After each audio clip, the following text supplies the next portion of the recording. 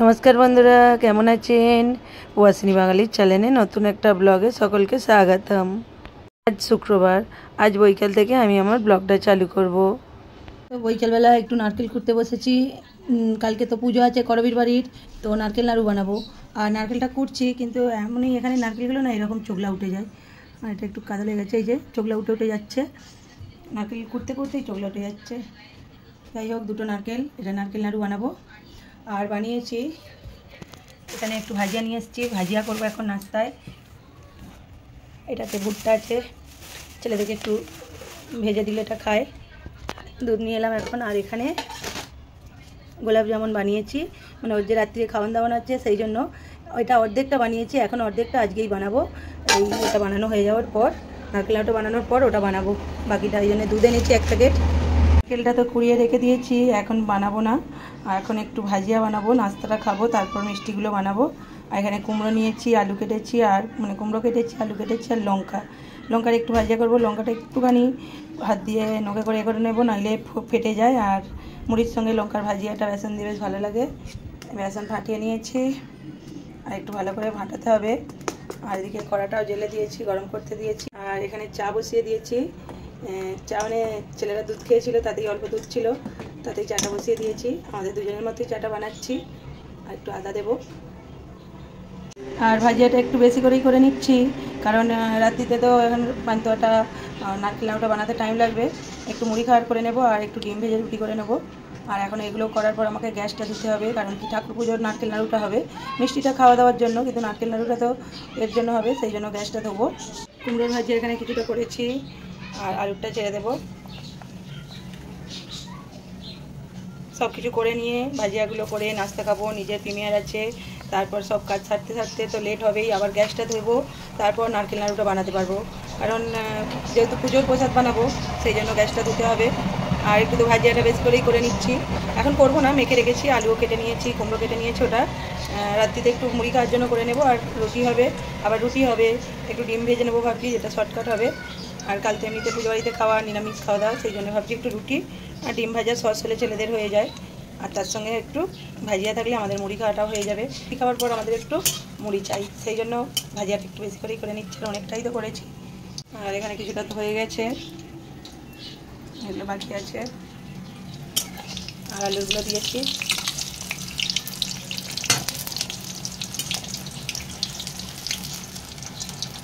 চপের মতো ফুলে গেছে আলু ভাজিয়া। এখানে চাও হয়ে গেছে, কিন্তু এখনও ওদের পাপা এসে পৌঁছায়নি। নেবে পড়েছে, ট্রেন থেকে ফোন করেছে, কিন্তু এখন ফল কিনছে। কারণ যেহেতু নিয়ে যাব, বাড়িতে ফল থাকলেও আগরগুলো নিয়ে যাব বলে একটু ফল কিনে নিয়ে আসতে বললাম।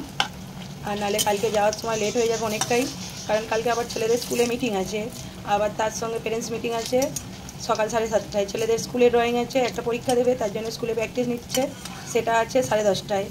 10টা থেকে 11:15। আমি চলে যাব, ওদের পাপা ছেলেদেরকে ড্রয়িংয়ে ছাড়বে। আবার যেখানে ড্রয়িংয়ে যায় সেটা ড্রয়িংটা দিদিকে চেঞ্জ করে দিতে বলবো, যে ভাইদের স্কুল আছে, এই স্কুলে ড্রয়িং আছে, সকালে নিতে হবে না, বৈকালে যদি পুজো বাড়ি থেকে দিতে আসে ওদের পাপা, তাহলে ড্রয়িংটা হবে, নইলে কালকে ড্রয়িং টিউশন হয়তো সবই ছুটি হয়ে যাবে। দেখুন ভাজিয়াগুলো খুব সুন্দর ফুলেছে। আর ভাজিয়াটা করে নিই। এখানে একটু দিয়েছি। কুমড়োটা আবার ছেলেরা ভালোবাসে না, এখন তো এটা নাস্তার জন্য হচ্ছে। আলুগুলো হয়ে গেছে, আর লঙ্কাটা দিয়েছি। কুমড়োটা একটু করছি। কুমড়োটা আবার আমরা ভালোবাসি, কুমড়োটা বেশি মিষ্টি মিষ্টি লাগে। আর একটু তেলটা কম দেওয়া হয়ে গেছিলো, আবার তেলের দামটায় ঢালা নেই বলে এই জন্য ভাবলাম এটাতেই করে নিই, কিন্তু একটু তেল না দিলে ঠিক ভালো করে ভাজা হয় না। আর এখানে চাটাও হয়ে গেছে।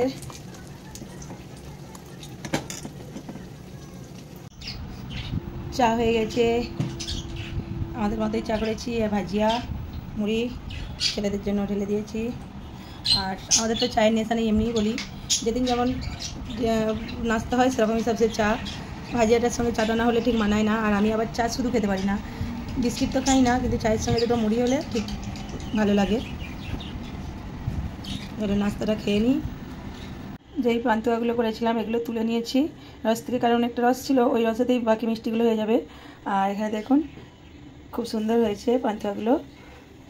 আর একটা তো টেস্ট করে দেখলাম, এই যে শুধু এই একটা পান্তুয়া আমার খারাপ হয়েছে। জানি না পুজোর বলে নাকি প্রত্যেক কটা পান্তুয়া কিন্তু একদম গোল গোল খুব সুন্দর হয়েছে, আর ফাটেও নি, আর দেখলেই বুঝতে পারবেন যে কত সুন্দর হয়েছে। আর ভিতরে তো আমি একটা করে নকুলদানা দিই। আমি তো পান্তুয়া রেসিপি অনেকবারই দেখিয়েছি। দেখুন পান্তুয়াগুলো খুব সুন্দর হয়েছে, খেতেও খুব সুন্দর। আর আবার যে বানাবো তার জন্য এখানে দুধ বসিয়ে দিয়েছি, এটাতে ছানা কাটাবো আর একটু রেখে দেবো মাখার জন্য। আর যে রসটা ছিল ওটা দিয়ে দিয়েছি, আরও কিছুটা জল দেবো, দিয়ে ওতে চিনি দিয়ে দেবো কিছুটা। আর পান্তুয়া রেসিপি আমি আর দেখাবো না, কারণ আমি আগেও বানিয়েছি। আর এই যে এটা বড়ো প্যাকেট নিয়ে এসেছিলো, অর্ধেকটা করেছি কালকে রাত্রিরে, আর অর্ধেকটা বাকি আছে।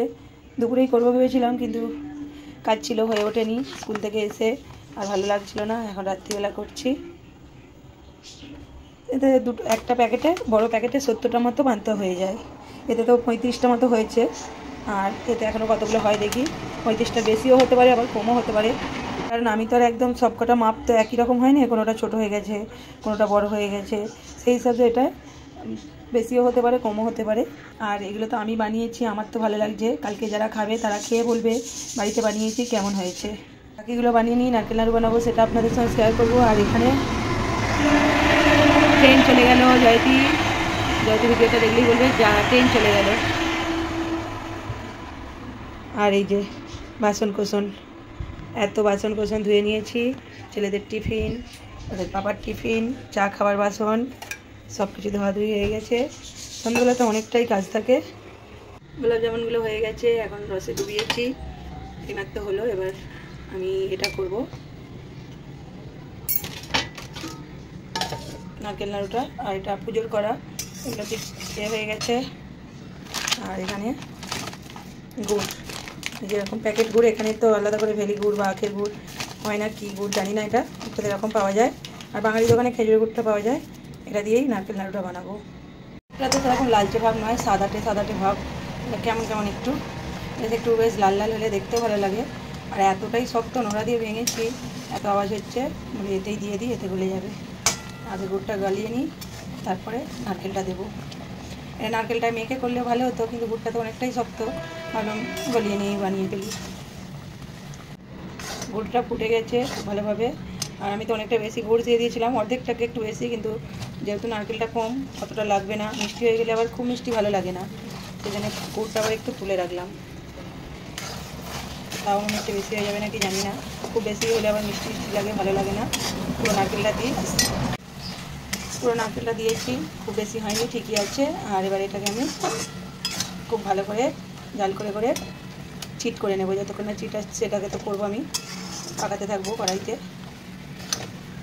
আর নারকেল নাড়ুটা তো আমি শিখেছি আমার মায়ের কাছ থেকেই, সব কিছুই মায়ের কাছ থেকে শেখা, কিছু জিনিস দিদার কাছ থেকেও শেখা। যে নারকেলটা আমাদের এখানে ভালো নয় বলছিলাম নয়, করতে সব খুলে গেছে। এখানে উপকূল অঞ্চলের নারকেল তো মানে অতটাও সেরকম হয় না। আর আজকে আমি যে পান্তুয়াগুলো বানিয়েছি, আমার বান্ধবী পুতুলের সঙ্গে কথা হচ্ছিল, গল্প করতে করতে বলছে তুমি ইউটিউব ছেড়ে দাও, দিয়ে তুমি পান্তুয়ার বিজনেস করো, আমরা লোক দেখে দেবো, কারণ তুমি সুন্দর বানাও। ওখান থেকে কিছু হচ্ছে, ছেড়ে দাও বলছে না, বলছে ওটা করো, কারণ সুন্দর পান্তুয়া বানাও। তারপর আমার আরেক বান্ধবী পূর্ণিমা, ও বলছে আমি সবাইকে বলে দেবো, তুমি পান্তুয়া বানাতে চালু করো, অর্ডার নাও। আর প্রথম আমাদের এখানে তো 10 টাকা পিস ছোটো ছোটো পান্তুয়া, আর তুমি প্রথম 8 টাকা নেবে, নিয়ে বিজনেসটা চালু করো। আপনারা কি বলছেন, পান্তুয়ার বিজনেসটা চালু করবো? তো ওটা সুন্দর হয় বলেই ওরা বলেছে যে পান্তুয়ার বিজনেসটা চালু করে। দেখুন এখানে এগুলো হয়ে গেছে, আর এগুলো বিজনেস করলেই তো হয় না, বিজনেসের তো অনেক রকম আছে, শুধু বিজনেস করলেই হবে না, বাড়ি থেকে তো কেউ নিতে আসবে না, অনলাইন দিতে যাওয়া, অনেক রকম ঝামেলা আছে। এরকম কিছু সিদ্ধান্ত নিচ্ছি না, বন্ধুবান্ধবদের কারো হলে বানিয়ে দিই, সবসময়তেই সবারই বানিয়ে দিই। আর ওদেরকে বলেছি তোদের কিছু হলে বলবি, আমি বানিয়ে দেবো। যাই হোক, নারকেল নাড়ুটা দেখুন অনেকটা এসে গেছে, এখনও কিন্তু পাক আসেনি। আমি এখনও এটাকে পাকাবো কড়াইতে জাল করে করতে। তো নারকেলটা দিয়ে দিই, এই নারকেলটা হাতে করে একটু স্মুথ করে নিলে না আরও ভালো হতো, সেই জন্য আমাকে এতেই করতে হচ্ছে। ভুলে গেছি কথা বলতে, আর লেটও হয়ে যাচ্ছে। আর গুড়টা হয়ে যেতেই দিয়ে দিয়েছি, দেখলে একটু খন্তির সাহায্যেই করে নিচ্ছি। আর চিনির নারকেল নাড়ু করতে গেলে কিন্তু অনেক প্রবলেম হয়, কারণ তাড়াতাড়ি শুকনো হয়ে যায়, কিন্তু গুড়ের নারকেল নাড়ুতে সেরকম কোনো প্রবলেম নেই। মেন তো চিটটা দেখতে হবে, আর পরিমাণটা গুড়ের, খুব বেশি মিষ্টি হলেও ভালো লাগবে না, আর কম হলে তো পাকানোই যাবে না। আর এখানে দেখুন আমি চিটটা দেখাবো কতটা চিট রাখতে হয়। আর একটু বেশ কড়া কড়া হলে খেতেও ভালো লাগে। আবার খুব বেশি কড়া করতে গেলে সেটা আবার দাঁতের লড়াই হয়ে যাবে। দেখুন নারকেল নাড়ুটা আমার হয়ে গেছে পাকটা।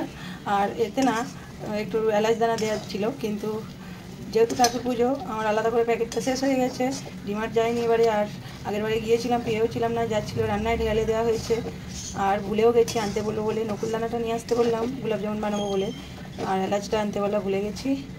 হ্যাঁ দেখুন পাকটা দেখুন খুব সুন্দর এসে গেছে, তাও মনে হচ্ছে হালকা একটু মিষ্টি হয়ে গেছে, চলবে, খুব কমও নয় আবার খুব বেশি নয়।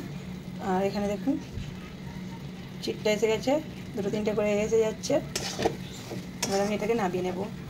আর চিনি নারকেল নাড়ু হলে তো সঙ্গে সঙ্গেই পাকাতে হয়, নইলে তো শক্ত হয়ে যায়। কিন্তু গুড়ের নারকেল নাড়ু ঠান্ডা করে কিছুক্ষণ পর পাকালেও তো কিছু হবে না, অসুবিধা নেই। আর এটাকে আমি নামিয়ে নেব। গ্যাসের ফ্লেম বন্ধ করে দিয়েছি।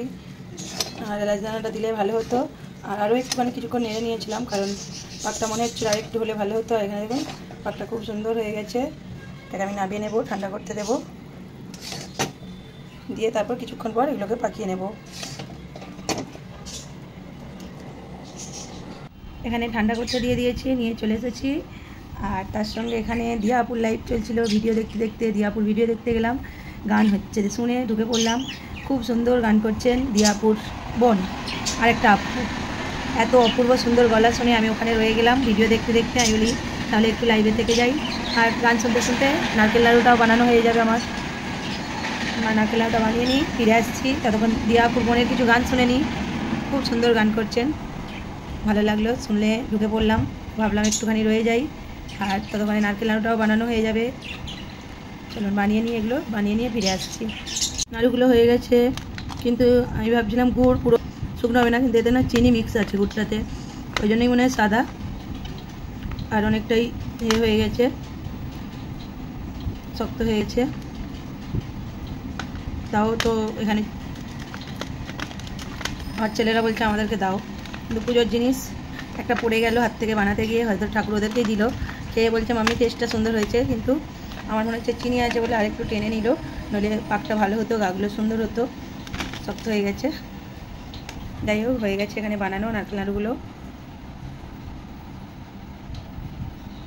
হয়ে গেছে। রুটিটাও করে নিলাম, আর অনেকটা লেটও হয়ে গেছে, আর একটু অল্প ভাজা করে নিচ্ছি, আর ডিমটা ভাজবো। আর চলুন আজকের ব্লগটা আমি এখানেই শেষ করব। আবার দেখা হবে নতুন একটা ব্লগ ভিডিও, নয়তো নতুন একটা রেসিপির সঙ্গে। সকলে ভালো থাকবেন, সুস্থ থাকবেন, সাবধানে থাকবেন। আর আজকের ব্লগটা যদি ভালো লাগে লাইক কমেন্ট করে দেবেন। সকলকে শুভরাত্রি।